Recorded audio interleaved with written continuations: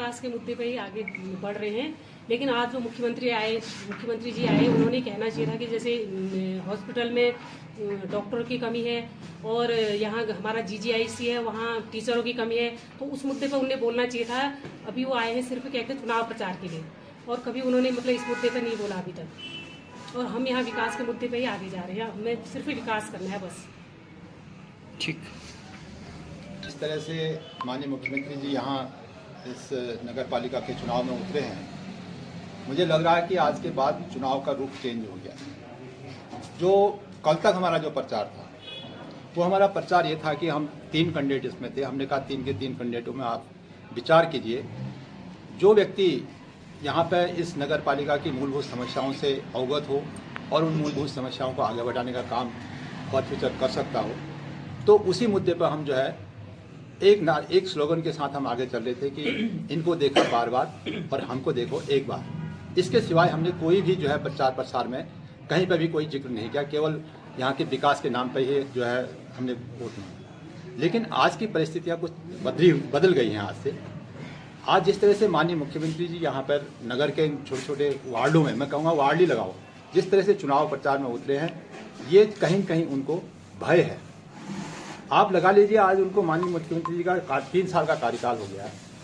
3 साल के कार्यकाल में जब यहाँ पे उपचुनाव हुआ था, तब उन्होंने यहाँ पर एक पंडाल सजाया था, जहाँ पे आज वो उन्होंने पंडाल लगाया और आज पुनः उसी जगह पर उन्हें लगाया। लेकिन जो सपने उन्होंने उपचुनाव में दिखाए थे, वही सपने आज चंपावत की जनता को पुनः दिखाए गए। माननीय मुख्यमंत्री जी, आपने 3 साल तक इस क्षेत्र के लिए क्या विशेष उपलब्धियां आपकी रही हैं? आपने इसमें कोई भी एक शब्द आपने इन्होंने उस मुद्दे पर नहीं बोले। लेकिन आपने केंद्र और राज्य की जो योजनाएं थी, उनको यहाँ पर गिनाया। लोकल के मुद्दे आपने बिल्कुल भी टच नहीं करे, जबकि यहाँ पर आपका पहला उद्देश्य ये था कि आज जो है 3 साल हो गए हैं, यहाँ पर सीवर लाइन की आपने आज तक बात नहीं करी है। और आज पहला मुद्दा आपका होना चाहता कि हम चंपावत में, आज मैं अगर आचार संहिता की वजह से नहीं कह रहा हूँ, मैं आचार संहिता के बाद इस क्षेत्र के लिए सबसे पहले इस मुख्यालय के लिए मैं सीवर लाइन का कार्य करवाऊंगा। इस मुद्दे को उन्होंने टच नहीं करा। और यहाँ की जो जहाँ पे उनका स्टेज लगा था, उसके जस्ट 50-100 मीटर पीछे इतनी गंदी नालियाँ पटी पड़ी हैं, लोग वहाँ पे सांस लेने के लिए लोग चिंतित हैं कि ऐसे कैसे हम यहाँ पर रह जाएंगे करके। लेकिन उस मुद्दे को उन्होंने कहीं वो मुद्दे पर नहीं बोले। लेकिन ये बड़ा दुर्भाग्य है कि आप आए, कहते हैं नहीं, high wind blow on high heel, ऊंची हवा जो है ऊंचे ही पहाड़ों से जाती है। आप केवल केंद्र और राज्य सरकार की योजनाओं को तो गिनाया, जब भू कानून के UCC के मुद्दे पर आप बोले, लेकिन इन चीज़ों से इस लोकल चुनाव में कोई सरोकार नहीं है।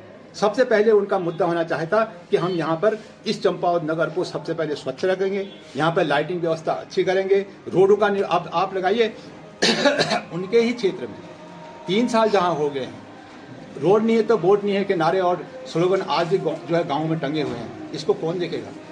इसको कौन देखेगा?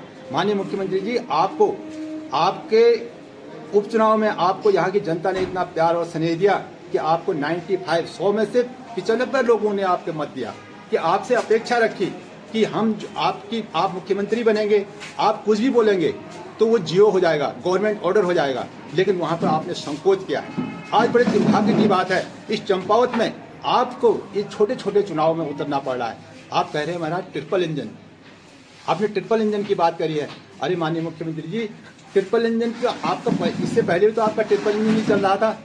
आप बताइए ना, आपने क्या उस ट्रिपल इंजन की सरकार में यहाँ पर देने का काम किया है? आपने स्वास्थ्य सेवाओं के बारे में कहा कि हमने बहुत अच्छी स्वास्थ्य सेवाएं करनी है। आप बताइए, यहाँ पर जिला मुख्यालय में एक प्रसव नॉर्मल सा एक प्रसव पीड़ा जहाँ पर होती है, उसके पेट में हाथ लगाने वाला कोई डॉक्टर नहीं है। उसको आपने इस मुख्यालय में 3 साल से रेफर सेंटर बना रखा है। आप यहाँ GGIC लगाइए, GIC लगाइए। यहाँ पर अध्यापकों की कमी है, लेक्चरों की कमी है। आपने उस मुद्दे पे कोई भी प्रश्न